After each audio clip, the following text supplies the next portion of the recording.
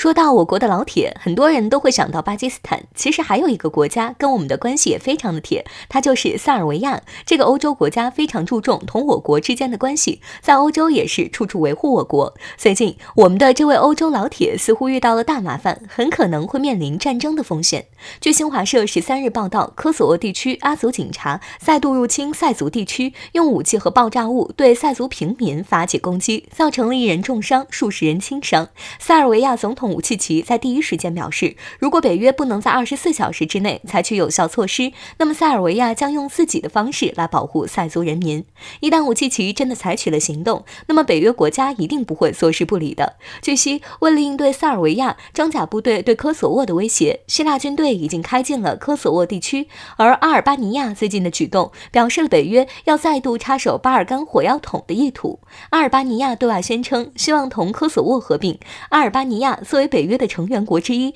不可能没有北约在背后的支持，更何况塞尔维亚同中俄的关系非同寻常，北约一直都是其为眼中钉，这么针对塞尔维亚并不奇怪。不过塞尔维亚肯定不会吃亏，背后也有着中俄两国的撑腰，而阿尔巴尼亚吞并科索沃的愿望也只能是说说而已，背后有2大常任理事国撑腰，这个提议想要在联合国通过，简直可以说是天方夜谭。对于巴尔干半岛的局势，俄罗斯也非常清楚，北约在巴尔干半岛的举动很大程度上也是在针对俄罗斯。作为世界有名的火药桶，巴尔干半岛一旦倒向北约，北约距离封锁俄罗斯又近了一大步，俄罗斯在黑海的活动将被急剧压缩，这对俄罗斯而言是不可接受的。不过塞尔维亚和俄罗斯也不必担心，就目前来说，俄罗斯已经拿捏住了北约的命门，欧洲目前面临的能源危机将成为普京的制胜法宝。普京公开表示，欧洲能源危机某种程度上来说是短视政策的人为结果，俄罗斯不会停止与欧洲伙伴的合作，但需要建立诚实透明的对话。简而言之就是我没有拒绝和你们合作，接下来就要看你们的表现了。欧洲对俄罗斯天然气的依赖有多高，相信大家都知道，只要能源问题一日不解决，欧洲将一直被俄罗斯拿捏得死死的。所以说，面对这次巴尔干半岛的危机，普京早已稳坐钓鱼台。近些年，中国航天成为国际航天中耀眼的存在，包括北斗全球导航系统、探月工程、火星探测、空间站建设，美国人有的，我们正在一样一样实现并超越；美国人没有的，我们正一样一样的创造。最近中国航天再次大爆发，这几天更是接连传来不容错过的振奋消息。近日，中国载人航天公众号发布消息，神舟13号载人飞船与长征2号 F-13运载火箭组合体已经转运至发射区，并决定在10月16号0时23分发射神舟13号载人飞船。飞行乘组由航天员翟志刚、王亚平和叶光富组成，将完成长达6个月的在轨驻留。王亚平也将成为中国首位出舱活动的女航天员。按照计划，神舟13号飞船入轨以后，采用自主快速交会对接模式，对接天河核心舱端口，首次径向停靠空间站。到时候，中国空间站将包括航行舱、2艘货运飞船、1艘载人飞船，共4个飞行器组合体。随着国际空间站不断老化出现故障，同时中国空间站正稳步建设，已经有来自欧洲的宇航员早就开始练习中文，为进入中国空间站做准备。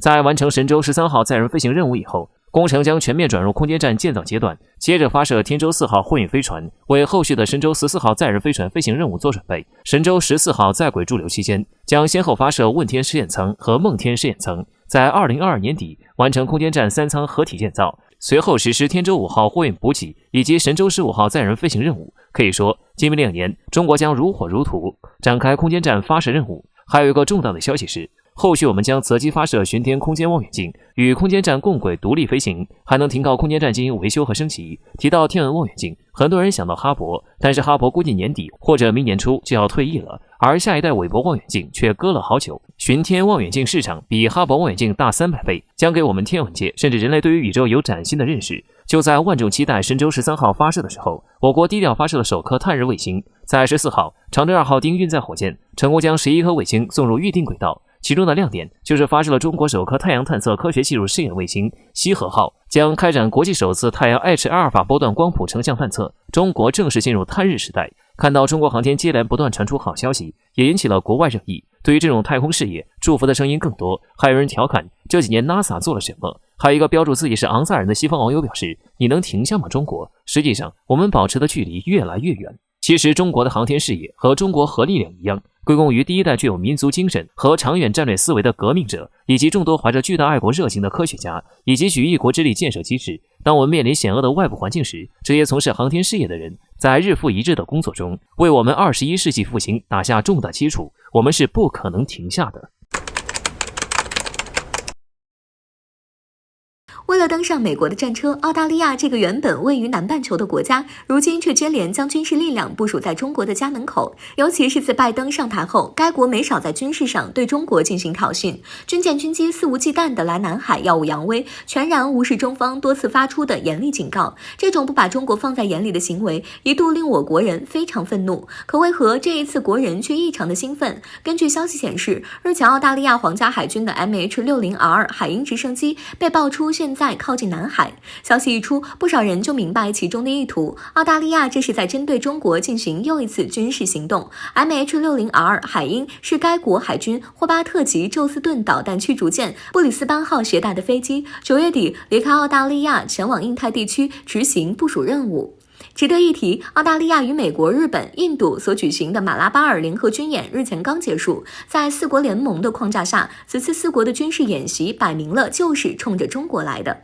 从这个角度来分析， MH-60R 海鹰直升机出现在靠近南海，不难看出是进一步加强对中国的军事行动。这要是搁之前，或许我国人还会有所反应，但现在只会觉得澳大利亚愚蠢，不是别的原因，而是这架 MH-60R 海鹰直升机在逼近中国家门口时发生了事故，于菲律宾海坠毁。目前该机组上的人员已经实施了全面紧急迫降。对于此次事故，澳大利亚皇家海军高层当前已经下令彻查，但传言该国国内已经有声音指出这与中国有关。究其原因，不用想，我国也知道，不仅是因为 MH-60R 海鹰是在靠近南海如此敏感的地区坠海的，更是因为如今中澳两国之间的紧张关系。介于这两方面的原因，澳大利亚人开始狭隘地认为是中国干的。对此，笔者只想说，澳大利亚人是太高看了自己的国家，还是太瞧不起中国了？就这样一架飞机，中国有什么必要去展开行动？退一步来说，就算我国想这么做，也不会在家门口干，毕竟这相当于等着公开宣布自己是凶手。